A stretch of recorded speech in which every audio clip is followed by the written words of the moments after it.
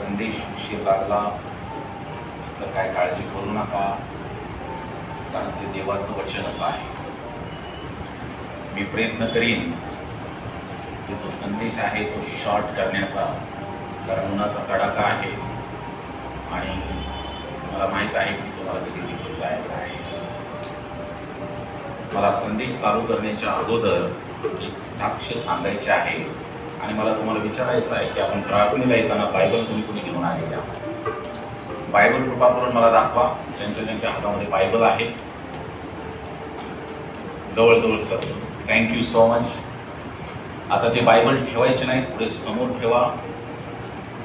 मी ज्यावेळेस वचन सांगेन, माझ्या मुखातून वचन येईल, त्यावेळेस ते तुमच्या बायबलमध्ये तुम्हाला उघडता आलं पाहिजे, तेही लवकर. दोन साक्ष आहेत, 2 मिनिटांमध्ये सांगतो. मागच्या शनिवारी मी गडबडीमध्ये होतो आणि आमच्या बिछाण्यावरती इस्त्री करून मी तशीच ठेवली होती. इस्त्री शर्टाला केली आणि इस्त्री तशीच चालू होती. घरी जाऊपर्यंत बिछाना पेटला नाही, घर पेटलं नाही, बिछाना सगळं काय झालं नाही. याबद्दल देवाच्या नावाला धन्यवाद. की त्या ठिकाणी मी जाऊन बघतोय तर ते पूर्ण गरम झालेलं होतं. देवाची स्तुती असो की मी ते उभं करून ठेवलं.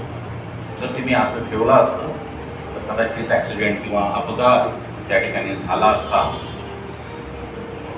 आणि खूप मोठ्या नुकसानाला कदाचित सामोरे जावं लागलं असतं. पण देवाची स्तुती असो की तशा प्रकारे काही घडलं नाही. दुसरी साक्ष अशी आहे की ज्यावेळेस मी वाराणवलीमध्ये होतो त्या मुलांना त्रास होतो, याला बायबल काही सांगतं का? काही जर माहीत असेल तर अकॉर्डिंग टू बायबल तुम्ही बोलू शकता माझ्यासाठी, काय अडचण. यावेळेस मी ज्यावेळेस एका लहान मुलीला भेटण्यासाठी गेलो, त्यांनी रिक्वेस्ट केली मला की कृपा करून प्रार्थनेसाठी तुम्ही याल का? आता मला रिक्वेस्ट केली म्हणजे मी काही देवदूत नाही आहे, हे अगोदर मी क्लिअर करतो. त्यांना असं वाटलं की मी यावं, त्यांच्यासाठी प्रार्थना करावी. आणि मग माझी गाडी घेऊन मी आश्रय या ठिकाणी गेलो, फिरवरती पुन्हा कानाचं. आणि त्या ठिकाणी समाजाच्या मध्ये थोडंसं बाजूला एक घर आहे आणि त्या घरामध्ये त्या ठिकाणी त्या घराच्या बाजूला एक चर्च आहे. चर्चचं आवार रिकामं होतं त्यावेळेस, आता खूप सुंदर झालेलं आहे. पास्टर जोसेफ सनदे खूप सुंदर काम त्या ठिकाणी करत आहेत आणि परमेश्वराचं गौरव त्या ठिकाणी होत आहे. त्या चर्चमध्ये 15 दिवसानंतर त्या मुलीला त्या ठिकाणी आणण्यात आलं. जवळजवळ 15 दिवस या 7वीला असणाऱ्या मुलीला, आणि एकदम अशक्त मुलगी आहे, आताही तशीच आहे अशक्त, तर त्या ठिकाणी तिला घेऊन आणण्यात आलं. आणि त्या ठिकाणी असं पॅरेंट्स म्हणले, मी घरामध्ये अशा प्रकारे काहीतरी झाल्यामुळं मला त्या ठिकाणी बोलवण्यात आलं. आणि मग मी माझ्या काही बहिणी, माझे काही पालक वर्ग त्यांना त्या ठिकाणी घेऊन गेलो. आणि मला माहीत नव्हतं की मुख्य प्रार्थना, मुख्य आकर्षण माझंच आहे तिथं किंवा असं काही मला माहीत नव्हतं. तर आम्ही सर्वजण भजनाच्या निमित्तानं, प्रार्थनाच्या निमित्तानं तिथं गेलो. दुपारी मला वाटतंय 12-11:30 वाजता त्या मुलीला आणण्यात आलं. एकदम शांत, काही बोलत नव्हती. 3 आठवडे जवळजवळ तिनं काही खाल्लेलं नव्हतं. नॉमिनली काहीतरी एकदम अशक्त होती, त्याच्यात अशक्त झालेली होती.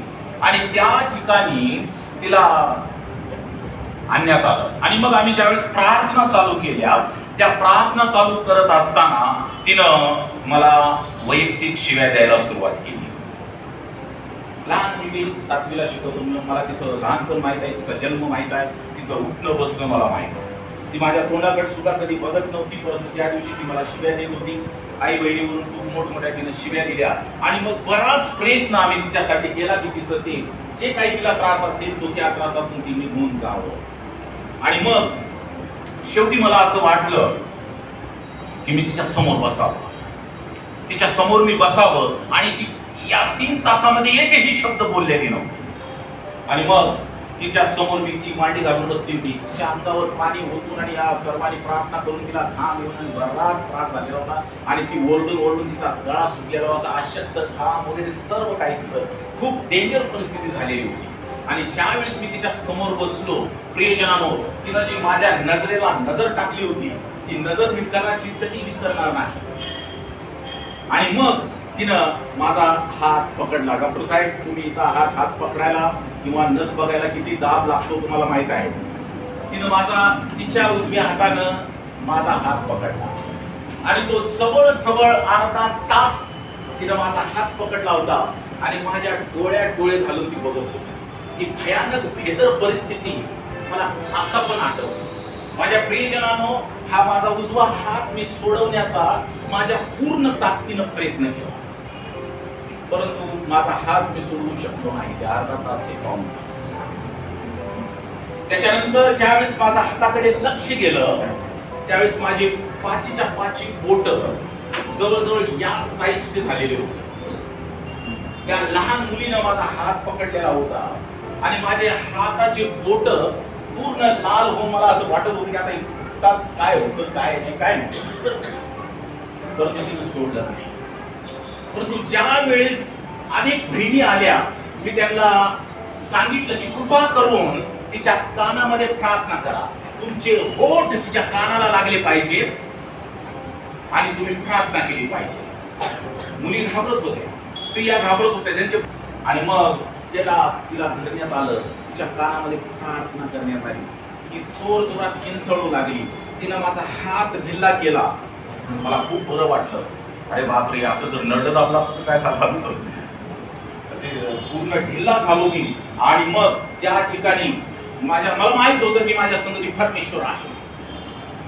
सैतान सामर्थ्यशाली आहे, परंतु परमेश्वर अति सामर्थ्यशाली आहे.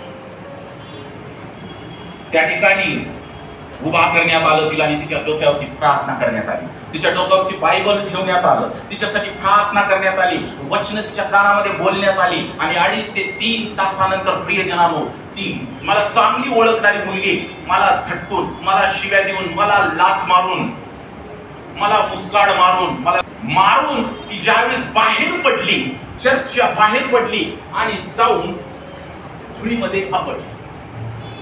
आणि मग त्या आई वडिलांना मी सांगितलं की कुणीही जाऊ नका, मी फक्त जाऊ. आला मी तर पास्टर, मी त्यांच्याकडे गेलो आणि ती मुलगी पडलेली आहे, तिला मी म्हटलं उठू नका, उन्हाचा कहर आहे, मला माहित आहे ती 2 मिनिटात होते. हे देवाचं सामर्थ्य होतं प्रियजन. या ठिकाणी ती उठली, धुळीनं बाकलेली, पूर्ण भिजलेली पाण्यानं आणि घामानं, आणि ती खाली पडली होती. आणि पालथी पडल्यानंतर आई वडील तिकडे रडत होते. पास्टर काय होत आहे, सगळं त्या ठिकाणचे लोक बघत होते. परंतु मला माहित होतं की माझा देव माझ्या बरोबर आहे, तिलाही काय होणार नाही, मलाही काय होणार. आणि ज्यावेळेस ती उठली, 2 मिनिटानं तिला सांगितलं होतं त्याच वेळेमध्ये ती उठली आणि माझ्याकडे मागं बघितलं. मला म्हणले, अंकल तुम्ही कधी आला? बरं झालं बाई ओळखलं. कधी आलाय? आता तुझ्या संगतीच आहे म्हटलं. 3 तास झालं शिव्या खात आहे, मारत आहे, लाथा खात आहे आणि तुम्हाला विचारते तुम्ही कधी आला? प्रियजनांनो, त्या ठिकाणी ती खुली झाली. देव सामर्थ्यशाली आहे. सैतान मनुष्याला त्रास देतो. सैतान मनुष्यावरती आपला पगडा पाडू इच्छितो. बऱ्याच जणांनी फक्त आणि फक्त सैतानावरती खूप विचार केलेला आहे, परंतु तुम्ही आणि मी विसरलेलो आहे की त्याबरोबर आमचा प्रभू महान आहे.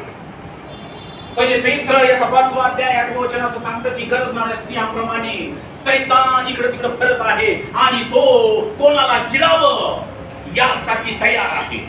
कोणीतरी वाचा पहिले पेत्र 5वा अध्याय 8वें वचन. या ठिकाणी म्हणतं, मी कृपा करून आज एक छोटासा खेळ खेळू आपण. मी जे वचन सैतानाबद्दल सांगत आहे ते स्त्री वाचतील,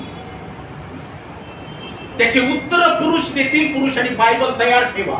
या ठिकाणी पहिले पेत्र महिलांच्या मधून कोण वाचतं? पहिले पेत्र 5वा अध्याय 8वें वचन सांगतं की गरजणाऱ्या सिंहाप्रमाणे सैतान सगळीकडे फिरत आहे. सावध असा, जागे राहा. तुमचा शत्रू, तुमच्या बसलेल्या प्रत्येकाचा शत्रू सैतान गरजणाऱ्या सिंहाप्रमाणे कुणाला खिळावे हे पाहत फिरत आहे. Praise God. परमेश्वर देवाच्या वचनात हे लिहिलेलं आहे म्हणून प्रेज गॉड. पवित्र बायबल मध्ये हे लिहिलेलं आहे म्हणून या ठिकाणी ओळख अशी सांगतं की सैतान फिरत आहे. काळजी घ्या, सैतान फिरत आहे. योबाचं पुस्तक 2 अध्याय 7 वचन असं सांगतं की योबाला छळण्यासाठी सैतानाने त्या मीटिंग मधून जाऊन योबाच्या अंगावरती गळवे आणले. योग पुस्तक 2:7. मग सैतान प्लीज लक्षपूर्वक सैतान परमेश्वरासमोरून गेला परमेश्वरासमोरून गेला आणि त्याने योबाला मोठमोठ्या गळवानी त्याला पिडिले. प्रियजनांनो, आम्ही सैतानाची ओळख करून घेत आहोत की सैतान तुम्हाला आणि मला छळू शकतो. सैतान तुमच्यावरती माझ्यावरती अटॅक करू शकतो. पहिली गोष्ट, तो सिंहासप्रमाणे फिरत आहे. दुसरी गोष्ट, तो मनुष्याला त्रास देण्यासाठी, त्याला गळवी आणण्यासाठी, त्याला त्रासामध्ये पाडण्यासाठी तो सदैव तयार आहे. जकर्याचं पुस्तक 3 अध्याय 1 वचन. या ठिकाणी यहोशवाला पाहण्यासाठी, त्याला दोषी ठरवण्यासाठी देवासमोर सैतान उभा आहे असं सांगतं. जकर्याचं पुस्तक 3 अध्याय 1 वचन. तेव्हा मुख्य याजक यहोशवा या देवदूतासमोर परमेश्वराच्या उभा राहिला व त्याचा विरोध करण्यासाठी सैतान त्याच्या उजवीकडे उभा राहिला म्हणण्यात आलेला आहे. सैतान नेहमी उभा आहे, तो विरोध करण्यासाठी, तुम्हाला आणि मला गळवी म्हणजे त्रासात पाडण्यासाठी आणि तुम्हाला आणि मला शोधण्यासाठी सैतान सिंहाप्रमाणे, गरजणाऱ्या सिंहाप्रमाणे उभा आहे असं बायबल वचन सांगतं. प्रियजनांनो, यहोशवाचं पुस्तक 4 अध्याय 24 वचन सांगतं की परमेश्वर सैतानापेक्षा महान सामर्थ्यशाली आहे पुरुष. यहोशवा 4:24. फटाफट, जरा सावधानते, जरा लवकर, जरा प्रेमाने. मी अजून काही वचन सांगत आहे, सावध राहा. तुम्हाला ती वचन काढायची आहे, तुम्हाला ती वचन वाचायची आहे. जोपर्यंत तुम्ही ती वचन वाचणार नाही, तुम्हाला जो मी मेसेज सांगणार आहे तो कळणार नाही. यहोशवा 4 अध्याय आणि 24 वचन. देवाचा हात समर्थ आहे हे पृथ्वीवरील सर्व राष्ट्रांना कळेल. आम्ही पाहिलं की सैतान सामर्थ्यानं आमच्यावरती येतो, परंतु आम्ही हे पाहतो की देव सामर्थ्यशाली आहे, तो पृथ्वीवरील सर्वांचं संरक्षण करेल. स्तोत्रसंहिता 19 अध्याय 13 वचन असं सांगतं, परमेश्वराचा भुज प्रबळ आहे. तुझा भुज परमेश्वरा, तुझा भुज पराक्रमी आहे आणि तुझ्या भुजामध्ये बळकटी आहे. तुझा हात बळकट आहे, जो सैतानाला अडवू शकतो, जो सैतानावरती प्रभाव टाकू शकतो. आणि जरी सैतान मोठा असला तरी परमेश्वराचा हात प्रबळ आहे. यशया 59:1. बायबल वाचून असं सांगतं की देवा हा सर्व समर्थ आहे, तो एनी टाइम सैतानाशी लढायला तुमच्यासाठी तयार आहे. 59:1 यशया. पहा, उद्धार करवत नाही इतका परमेश्वराचा हात तोबडा आहे काय? हा प्रश्न चिन्ह माणसाच्या समोर आहे, तुमच्याबद्दल, तुमच्या समोर. जर सैतानाबद्दल काही प्रश्न निर्माण झाले असतील तर परमेश्वर तुम्हाला आणि मला प्रश्न विचारत आहे की देव तुमचा सोडवणूक करणार नाही एवढा त्याचा हात तोबडा आहे का? वाढ चाल पाहिजे. परमेश्वर मोठा आहे, परमेश्वर पॉवरफुल आहे, देव सामर्थ्याने भरलेला आहे. प्लीज सैतानाला भिण्याच्या ऐवजी देवाला भ्या, देवाच्या हातामध्ये पडा. परमेश्वर तुमची काळजी घेतल्याशिवाय. या ठिकाणी मला ओळख झालेली आहे की परमेश्वर आणि देव यामध्ये कोण सामर्थ्यशाली आहे. याच वरती आज मी तुमच्या संगती 15 मिनिटं बोलणार आहे. तुम्हाला आजच्या संदेशाचं इंट्रोडक्शन ओळख झालेली आहे की देव काय आहे आणि परमेश्वर काय आहे. आमच्या मोठ्या बहीण फुले सरांची मुलगी सिओना, sorry, Heavenly Father, please help us to what Pastor tell us. Help all of us what Pastor tell us. Help us to understand whatever it tells us. Please help us, all of us, to understand and heal those who are sick. Touch Pastor's lips in Jesus' name I pray. Amen. Thank you so much. खूप आभारी आहे की देवाच्या या लेकरानं माझ्यासाठी प्रार्थना केलेली आहे. परमेश्वराच्या या लेकरानं देवाचं गौरव केलेला आहे. तिचे बोबड्या ओठाची प्रार्थना मला सामर्थ्य देणार आहे की मी तुमच्या संगती देवाचं वचन बोलावं. या ठिकाणी यहुदाचं पुस्तक एकच असं पुस्तक आहे ज्याच्यामध्ये एकच अध्याय आहे आणि या एकाच अध्यायामधील 9 वचन खूप महत्वाचं आहे. आणि सरांनी प्रार्थना करताना म्हणलं की हे एक स्पेशल वचन आहे आणि ते वचन मी तुमच्यासाठी पुन्हा एकदा वाचत आहे. यहुदाचं पुस्तक या ठिकाणी 9वं वचन असं म्हणतं की आद्य देवदूत मिखाएल हा जेव्हा मोशेच्या शरीरासंबंधाने सैतानाशी वाद घालताना भांडला, तेव्हा त्याला दोषी ठरवून त्याची निंदा करावयास तो धजला नाही. तर प्रभू तुला थमकावून एवढे तो म्हणाला. माझ्या प्रियजनांनो, मला केवळ काही वेळ द्या हे वचन पूर्णपणे तुम्हाला समजण्यासाठी. हे वचन मी युथच्या संगती बोललो होतो, but that was only introduction of the message. ते परिपूर्ण मी तुम्हाला सांगितलेलं नव्हतं. Now I am going to tell you the whole history of this verse. या ठिकाणी मी पाहतो की आम्ही कधी विचार केलेला आहे का की हे वचनामध्ये 2 जणांचे भांडण झालेले आहे. आद्य देवदूत आणि सैतान. त्यांच्या भांडणाचं कारण आहे मोशेचे मृत शरीर, the dead body of Moses. मोशेचं मृत शरीर तुमच्या आणि माझ्या दृष्टीनं मृत लोकांचा काही उपयोग नाही. सैतान आणि देवाच्या दृष्टीनं हेही तेवढेच महत्वाचे आहेत जे लोक देवाच्या आहेत ते मेलेले आहेत. Praise God. कृपा करून प्रार्थना करा की मी तुमच्या संगती महत्वाचं वचन वाचत असताना तुम्ही पवित्र आत्म्याच्या सहाय्यासाठी प्रेयर करा.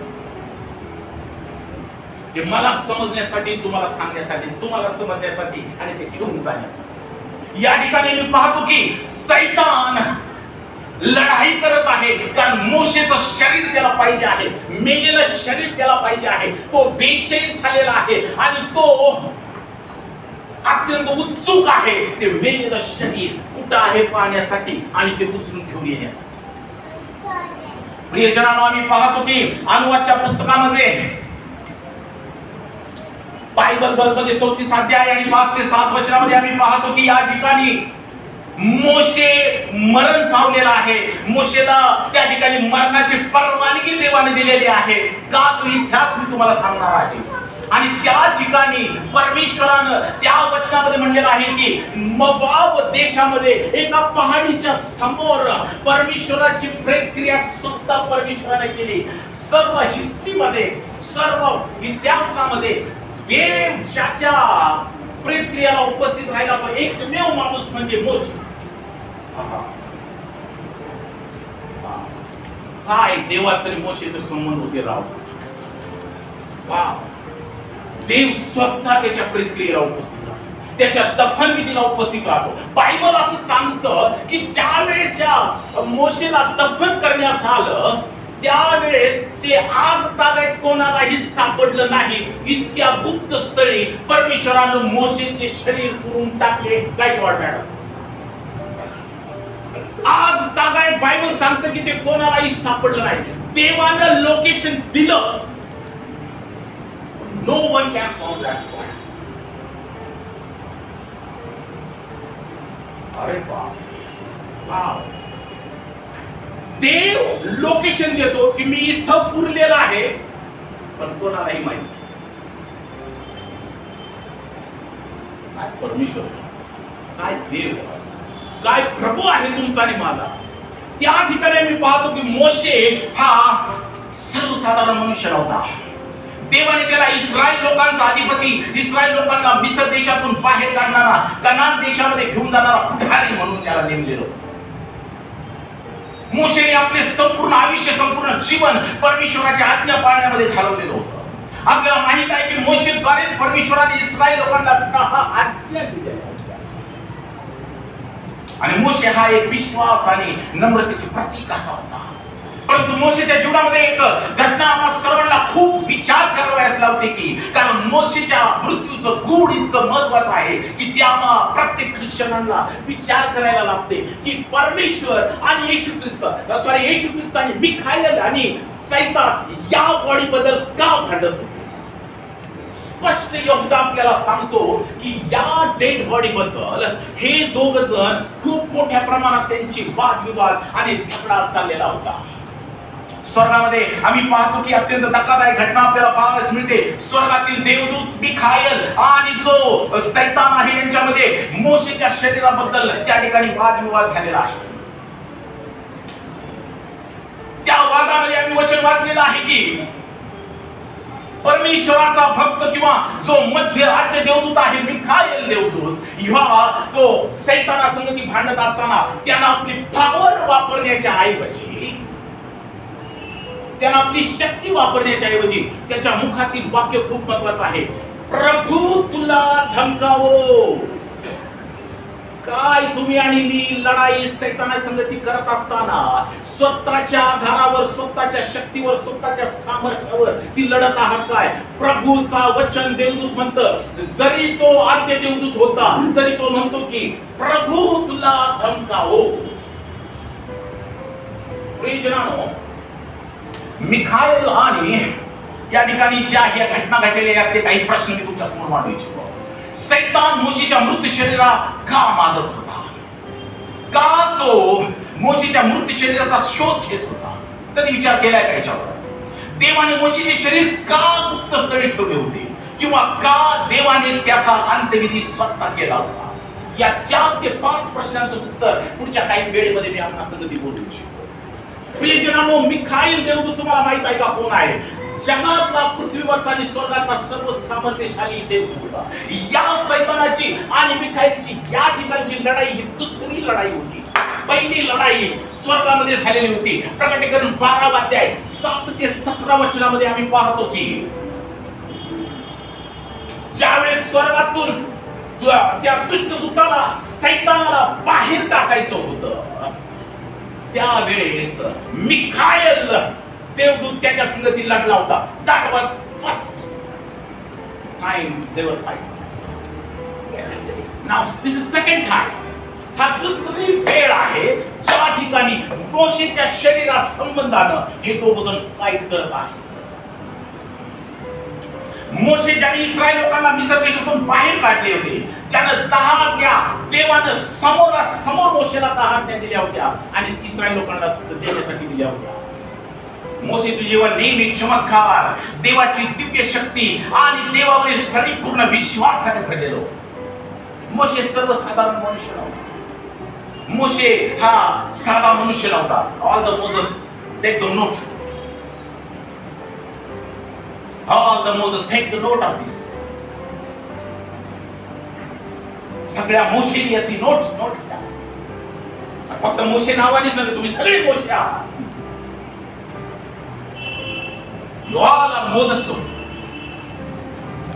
तो नेहमी चमत्काराने भरलेला होता. त्यामुळे त्याच्या संपूर्ण सेवेवरती, प्रियजनांनो, त्याचबरोबर हा इतका मोठा सेवक असताना सुद्धा कनान देशामध्ये पोहोचण्याच्या अगोदर त्याने एक मोठी चूक केलेली.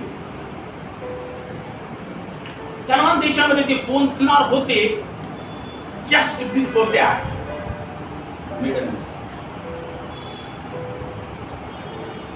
गणनाचं पुस्तक 20वा अध्याय 10 वचन. कृपा करून तुमचे बायबल तुमच्या जवळ ठेवा. This is the life of your. तुमच्या जीवनाचा स्रोत आहे तो. तो तुमच्या जीवनासाठी महत्वाची बाब आहे. देवाचं वचन तुमच्यासाठी खूप अत्यंत मोठं आहे. Keep your Bible open. गणना 20 अध्याय 10व्या वचनामध्ये या ठिकाणी म्हणण्यात आलेलं आहे की गणनाचं 20 अध्याय आणि 10वं वचन असं म्हणतं की मोशेला काय चूक झाली होती कनान देशामध्ये जाण्यासाठी. मोशेला देवाने सांगितलं होतं, लोक कनान मध्ये जाण्याच्या अगोदर इस्रायल लोक कुरकुर करू लागले होते आणि मोशेला देवाने सांगितलं होतं की आरोनाला आणि तू आणि आरोन मंडळीला एकत्र कर आणि त्यांच्या समोर या खडकाला आज्ञा दे, म्हणजे त्यातून पाणी येईल आणि ते पाणी इस्रायल लोकांना तू पाज. बरोबर आहे साहेब? कदाचित माझं चूक होऊ शकतं, मी माणूस आहे, सगळंच पाठ आहे असं काय नाही. बरोबर आहे? ओके, वाचा प्लीज. मोशे व अहरोन यांनी मंडळीला खडकासमोर जमा केले आणि त्यांना मोशे म्हणाला, अहो बंडखोरांनो, ऐका, तुमच्यासाठी आम्ही या खडकातून पाणी काढायचे काय? आता या वचनाकडे विशेष लक्ष द्या. या वचनामध्ये मोशेची सगळ्यात मोठी चूक दडलेली आहे. या वचनामध्ये मोशे असं म्हणतो, मोशे म्हणतो आम्ही म्हणजे कोण? आरोन, मी आणि देव. आम्ही तुमच्यासाठी चमत्कार करावा काय? स्वतःला देवाच्या ठिकाणी पोहोचवण्याची चूक. बऱ्याच वेळेस आम्ही स्वतःला देवाच्या ठिकाणी पोहोचवतो. जे काही कळतं ते फक्त मलाच.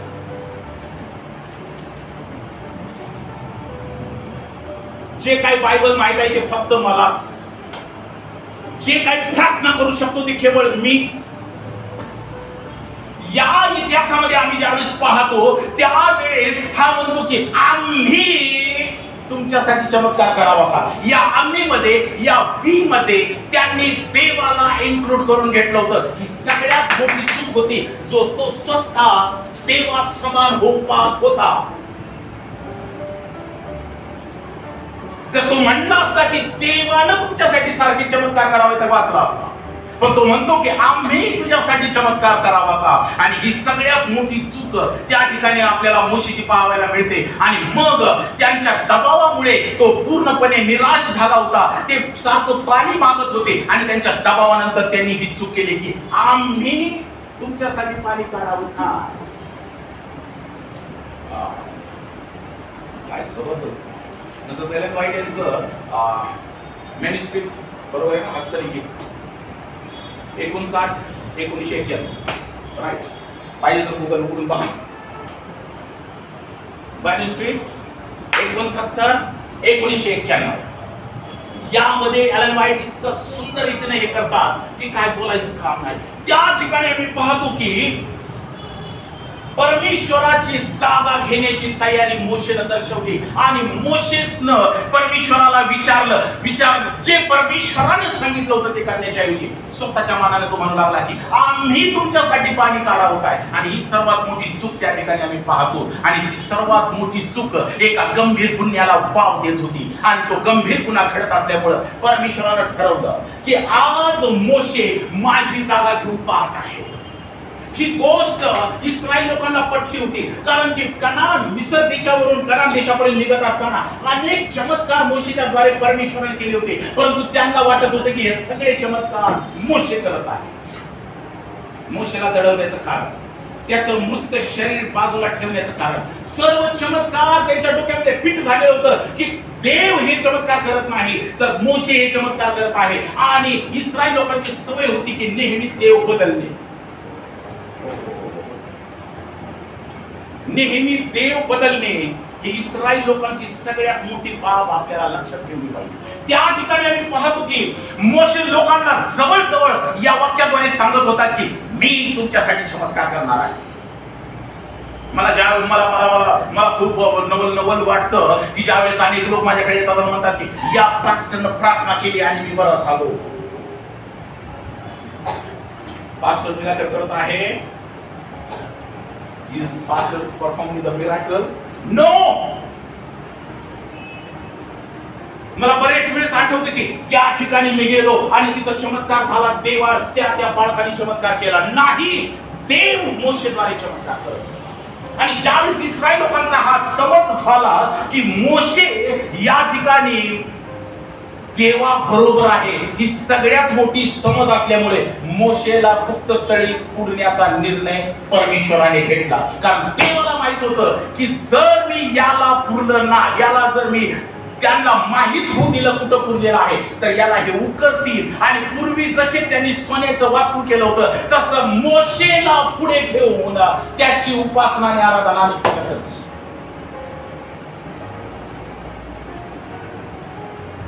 समजते का?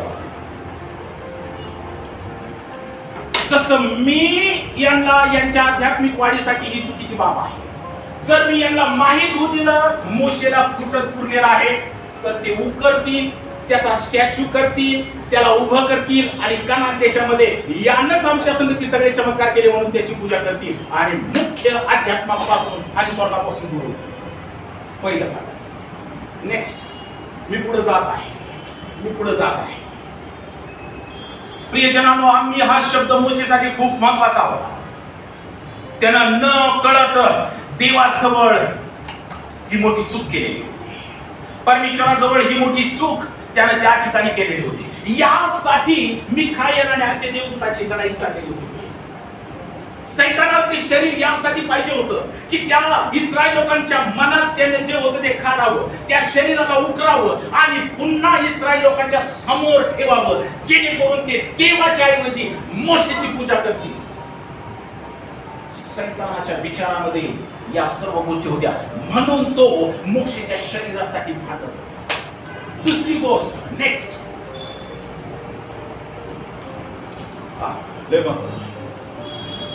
ज्या वेळेस मोशे मेला ती घटना होती आज्ञा उल्लंघन, लगेच मरण.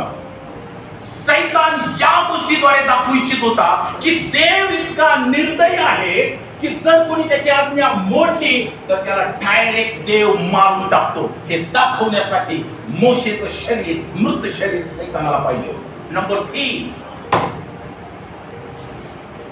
वाचून बघा याचा इतिहास. अंगावर थरथर कापल्याशिवाय आणि 8 दिवस झोप उडल्याशिवाय राहणार.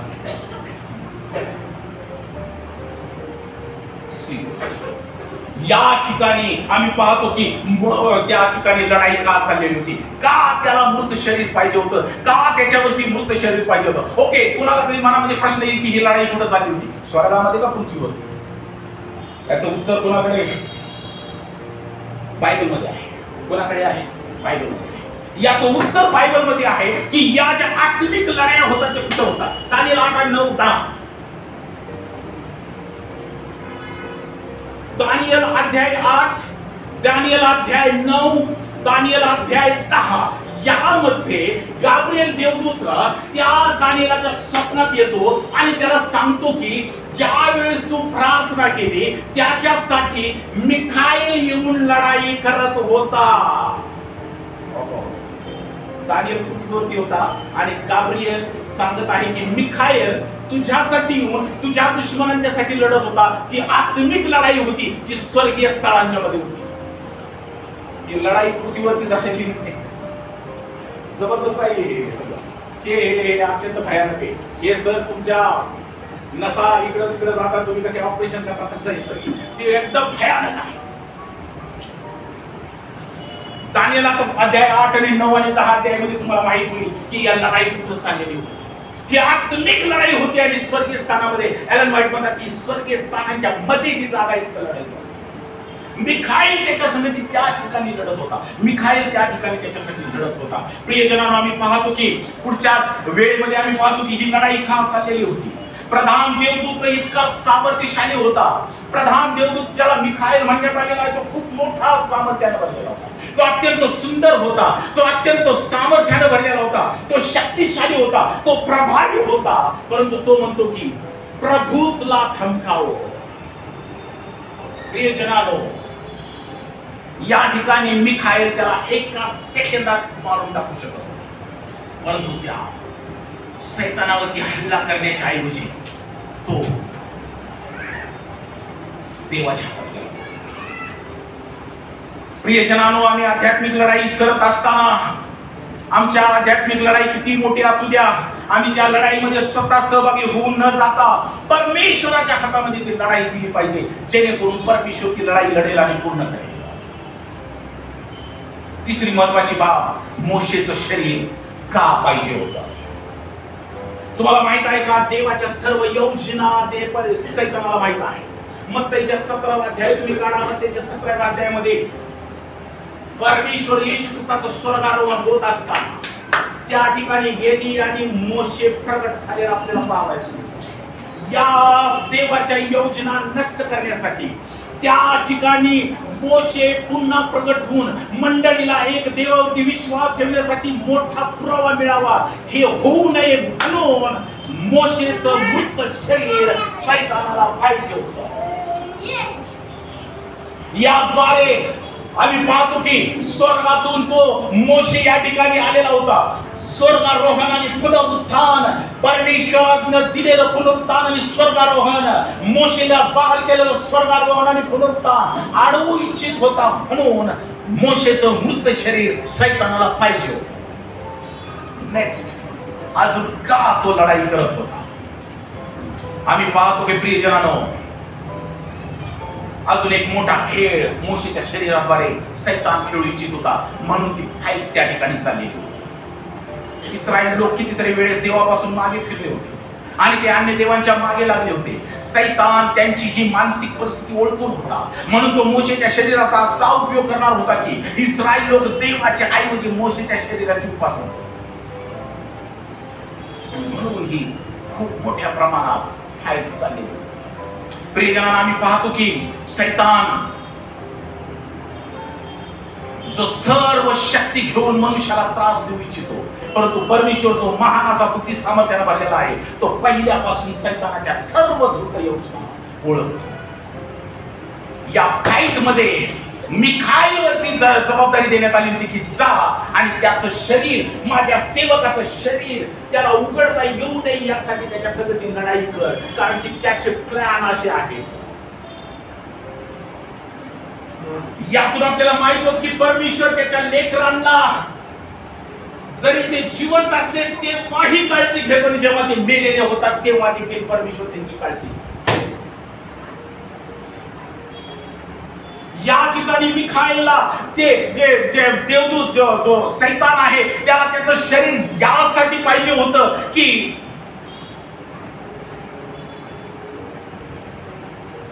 त्या मोशेला ज्या त्यानं चुका केलेल्या आहेत त्या चुकांच्या वरती लोकांना सांगावं की या चुकांचा परिणाम परमेश्वर असा करतो.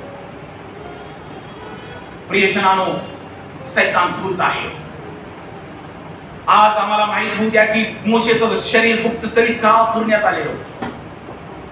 मोशेने आपल्या जीवनामध्ये 3 चुका प्रमुख अशा केलेल्या होत्या. मोशेची पहिली चूक तुमच्या माझ्या सारखाच तो होता, तो अत्यंत पवित्र नव्हता. मोशेची पहिली चूक होती की त्याने एका मिस्री माणसाचा खून केलेला होता. मोशेची दुसरी चूक होती की 10 आज्ञांच्या पाट्या त्यानं फोडून टाकलेल्या होत्या. आणि मोशेची तिसरी चूक होती की खडकातून पाणी काढण्यासाठी आज्ञा देण्याच्या ऐवजी त्यानं 2 वेळेस त्या खडकावरती आपली काठी आपटलेली होती. प्रियजनांनो, सैतान नेहमी या चुका घेऊन परमेश्वरासमोर येऊ इच्छित आहे आणि परमेश्वर त्या चुका काढू देत नाही याची प्रचिती येण्यासाठी मिखाएलला सांगितलं की जा आणि सैतानाला अडवा. आणि म्हणून सैतान आणि मिखाएल यांची येशू मोशेच्या शरीरासंबंधाने लढाई झाली. आम्ही वाचतो आणि पुढे जातो, पण आम्ही विचार करत नाही की या लढाईचं मागचं कारण हेतू काय आहे. तो नेहमी मनुष्याला देवासमोर दोषी ठरवू इच्छितो. धूर्त सैतान मोशेचे शरीर घेऊन हे दाखवू इच्छित होता की ज्या कोणावर देव दावा करतो त्याच्यावर मी विजय मिळवू शकतो. 4थं महत्वाचं कारण आणि शेवटचं, सैतानाला मोशेचं शरीर घेऊन हे दाखवायचं होतं की ज्या कोणावर, ज्या वस्तूवर देवाची प्रीती आहे आणि ज्या वस्तूला, ज्या मनुष्याला देव आपलंच करत आहे त्याच्यावरती मेल्यानंतर अधिकार माझा आहे हे दाखवण्यासाठी सैतान त्या मोशेच्या मृत शरीराच्या शोधामध्ये होता. पण त्याला ती सापडलं नाही. या गोष्टीद्वारे आपल्याला समजून येते की आमची आराधना, प्रियजनांनो, जर त्या मोशेचं शरीर इस्रायल लोकांना सापडलं असतं तर त्यांनी देवाच्या ऐवजी, परमेश्वराच्या ऐवजी त्या मोशेची उपासना केली असती आणि म्हणून मोशेचं शरीर जे आहे ते मिळू दिलेलं नाही. यातून देवाची इच्छा ही होती की स्वर्गामध्ये आणि पृथ्वीवरती योग्य आणि स्तुतीला आणि आराधनेला पात्र कोण असेल तर परमेश्वर आहे. कुणाची आराधना करू नका, केवळ देवाची आराधना. तुमच्या जीवनामध्ये आराधना करण्यासाठी जर दुसरं कोणी असेल तर तुम्ही चुकीच्या मार्गावर जात आहात. ध्यानात असू द्या. तुम्ही आणि मी फक्त आणि फक्त देवाची आराधना केली पाहिजे, कारण की परमेश्वर त्यासाठी पात्र आहे. आणि हे होऊ नये, इस्रायल आणि मोशेच्या शरीराची आराधना करू नये म्हणून मिखाएल देवदूताला पाठवून त्या मृत शरीराचं संरक्षण करण्याची जबाबदारी त्याच्यावर. या गोष्टीद्वारे आपल्याला समजून येते की आमची आराधना, आमची स्तुती केवळ जिवंत परमेश्वरालाच असली पाहिजे. जगातील आणि स्वर्गातील कोणतीच गोष्ट परमेश्वराच्या उपासनेची जागा घेऊ शकत नाही. आमच्या चुका, मोशेप्रमाणे आमच्या चुका, आमचे अपराध परमेश्वरापासून आपल्याला दूर करू शकत नाहीत. हालेलुया. कारण त्याने आमच्यावरील प्रेम, आमच्या अशक्तपणापेक्षा, आमच्या अपेक्षापेक्षा, यशापेक्षा आणि आम्ही त्याच्या विरुद्ध केलेल्या बंडखोरीपेक्षा देवाचे प्रेम महान आहे जे आमच्यावरती आहे. आम्ही कितीही चुकलेलो असतो, आम्ही किती बंडखोर असो, आम्ही किती रिबेलियन असो, किती मोठ्या प्रमाणात आम्ही देवाच्या विरुद्ध गेलेलो असतो, but still God loves his people. देव तरी देखील त्यांच्यावरती प्रेम करतो. प्रियजनांनो, प्रधान देवदूताने दिलेला संदेश, या फाईट मध्ये प्रधान देवदूताने जे काही बोलला ते खूप महत्वाचं आहे. मी माझ्या सामर्थ्यानं सैताना तुझ्याशी लढणार नाही, तर देव तुला धमकावतो. मी माझ्या सामर्थ्यानं तुझ्यावरती विजय मिळवणार नाही. जो मिखाईल देवदूत अत्यंत मोठा आहे. मी तुम्हाला मगाशीच मिखाईलचे जे डेफिनेशन आहे ते सांगितलेलं आहे, त्याचे वचन सुद्धा मी तुम्हाला सांगितलेले आहे. इतका सामर्थ्यशाली तो देवदूत असून सुद्धा तो सैतानाला म्हणतो की प्रभू तुला धमकावो, प्रभू तुझ्या संगती लढो, मी तुला फक्त अडवण्यासाठी आलेलो आहे. काय माझ्या प्रियजनांनो, तुमच्यावर ती समस्या आल्यानंतर yesterday this wonderful man of God spoke that सगळं काही झाल्यानंतर सब कुछ होने के बाद हम आखिर में प्रभु के पास आते हैं. Is that right, sir? सगळं झाल्यानंतर आम्ही परमेश्वराकडे येतो आणि आमच्या सामर्थ्याने आम्ही आमच्या लढाया लढतो. परंतु या ठिकाणी मिखाईल इतका मोठा असून सुद्धा तो म्हणतो की प्रभू तुला धमकावो, परमेश्वराच्या हातामध्ये ती लढाई. काय हरकत नाही तुमच्या संगती जे काही झालं असेल, गॉड इज ऑलवेज. काय हरकत नाही तुमच्या जीवनामध्ये काही प्रसंग आले असतील, काही हरकत नाही तुमच्या जीवनामध्ये रडण्याचे प्रसंग आले असतील, काही हरकत नाही तुमच्या जीवनामध्ये हसण्याचे प्रसंग आले असतील, काही हरकत नाही तुमच्या जीवनामध्ये निंदेचे प्रसंग आले असतील. तुमच्या शरीरावरती मेले तरी ताबा घेऊ देणार नाही देव, एवढं ध्यानात असू द्या. सैतानाला तुमच्या शरीरावर ताबा घेण्याचा अधिकार नाही, कारण प्रभू त्याच्या दूताला साक्ष देतो आणि आज्ञा देतो की जा याचं संरक्षण कर. मग तो जिवंत असो किंवा मेलेला असो. मोशेचे शरीर हात सुद्धा लावू शकला नाही सैतान. इतका धूर्त आम्ही वाचलं महिलांनी, इतका मोठा शक्तिशाली, पण त्याच्या मृत शरीराला सुद्धा हात लावू शकला नाही, कारण देव त्याचं संरक्षण करण्यासाठी देवानं मिखाईलला आज्ञा दिली होती. तुमच्या जीवनातल्या लढाया लढत असताना मिखाईलला तुम्ही सोबत घेतलेला आहे का? मिखाईल कोण आहे याच्यावरती नंतर बोलू आपण. मिखाईल काय आहे, त्याचं नाव मिखाईल काय आहे, कधीतरी मिळाला पसंत होतो. नसेल तरी युट्यूब चॅनल बघा, मला पगार चालूच आहे, त्याच्यावरती सगळे डिटेल्स आहेत. Every details you will get there. सगळा काही अभ्यास ॲलन व्हाईटचे अकॉर्डिंग टू ॲलन व्हाईट, एक पण शब्द इकडचा तिकडे जाणार नाही, गॅरंटी आहे. बघा, हजारो सबस्क्रायबर आहे, एकाचं पण उत्तर नाही आहे अजून. 5 वर्ष झालं ही चूक आहे म्हणून.